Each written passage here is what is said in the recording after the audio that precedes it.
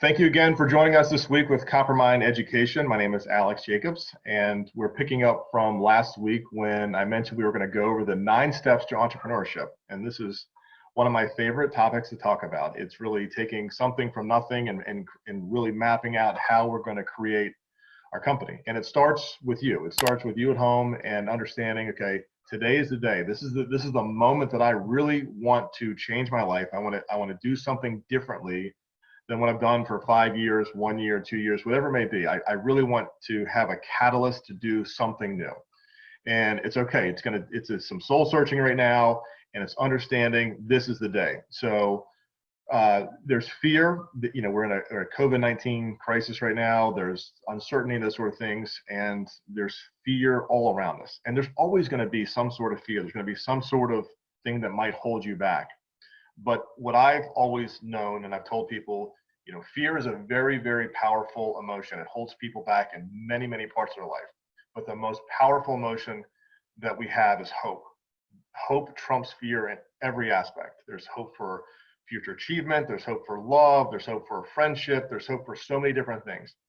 And in this aspect, this is our hope for future achievement. I'm hoping that I have something better when I come out of this and have a future that is brighter than what it is right now. That is my hope. So we've identified we want to get into this. We want to be an entrepreneur. So entrepreneurship 101 is the next step. Who is an entrepreneur in my life? Is it somebody in my family? Is it a neighbor? Is it somebody that I'm acquainted with? Those are the type of things and type of people that you want to identify and start studying and understanding. Gosh, that guy has a heating and air business, or she has her own law practice or insurance practice, or some type of service related business. Those are the type of people that you want to assimilate with, and you want to understand and start researching and understanding how they got started. It's very important. Once you have those circles of influence and understand that this is what you want to do, your next step is going to have a great idea. What is my great idea? And it doesn't have to be something new. Everybody thinks, oh, I have to do something completely different than everybody else is doing. And that may not be the best scenario. A lot of companies are started with ideas that are similar to something else. They can execute on price, they can execute on service, they can execute on so many different levels, and it makes your company unique. So having a new idea isn't always necessarily that important. Just having an idea that you can execute on is the most important. After we have our great idea, it's really sitting down and understanding how much time do you have. Are you going to be investing 100% of your time in this? If you are going to invest 100% of your time, then there are no other sacrifices. If you are going to do this as a side hustle or continue to keep your day job or whatever it may be, you are going to have to budget your daytime job, and then also figuring out when you can do the research to start this side hustle. Other things you have to consider, if you're married or have kids and those sort of things, you're going to have to budget your time at home, because this is going to require a lot more effort to do research and develop and those sort of things, where you're going to have your significant other, spouse, mother, father, whoever it may be, to help pick up some of the slack, because you are on your path to creating your own company. Once you have this great idea, the next step will be to identify the customers. Who am I going to sell to? I've got this great idea. I've got this great service, this great product. What does my customer base look like? How many customers are out there? Those are the type of things you want to identify, because that is going to be your potential market, who you can sell to. After that, it's going to be, who is your competition? Is this product or service or endeavor that I'm going into, is it riddled with competition? Is there competition all over the place? And competition is okay. Competition means that your idea or product is viable. If there's a lot of competition, that means there's a lot of competitors. There's a reason why there's Burger King and McDonald's on the competing corners. So that it's okay. It's not a bad thing. Once you have the idea and you've identified your customers, you know their competition, you are going to prove and test your theory or your idea or your product or your service. Okay, and proving and testing, again, up until this point, we haven't spent any time. All we've spent is our sacrifice or our own personal time to make sure that we get to this point. So proving and testing, again, may not cost any money. So I've got this great idea, this great service.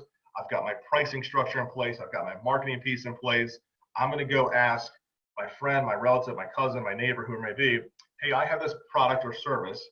would you purchase this at this price? Or you might call one of your friends in another company, hey, if I'm the same price or better, if I have the same product or service and have a better experience for you, would you buy this from me? And they're going to give you an honest answer. Maybe I will, but you're a little bit high, or we're not really in the market for that right now. So that type of feedback is important for you to start the process for your new endeavor. Once you've got that feedback, you now are prepared to market and sell it. How are you going to package this product, service, or idea up? How are you going to present it to the customers? And again, that's going to be researching what are other people, how are they selling it? What are the benefits of them selling it that way? What are the negatives of them selling it that way? How can I sell or market my product even better? And learning from your competition, learning online, going to their stores or going to their different locations to find out what others are doing to get better ideas for yourself is going to be invaluable for you to market and sell your product. And lastly, the last step would be to plan and execute. So you've done all this great research, you've got these great ideas, you understand your competition, you've talked to 100 people, and you've understood, okay, I'm going to do this, and I'm going to go forward on this date, and I'm going to execute my plan. Every book that I've read basically starts at step 9 and goes forward, and they try to pigeonhole you into selling real estate or selling or buying a franchise and this sort of things. And nobody really has kind of taken the step to say, what does that individual person, what is their skill set? What do they really want to do? What are they passionate about? And that's where we are creating the boot camp or the entrepreneurship workshop to make sure that we meet the needs of our customers. Thanks for joining us. Next week, we're going to start with the first module. It starts with you. And we're going to take an example and utilize Coach K, who we mentioned last week, and we're going to start his company from start to finish. Make sure you like, follow, or comment, and we'll see you next week.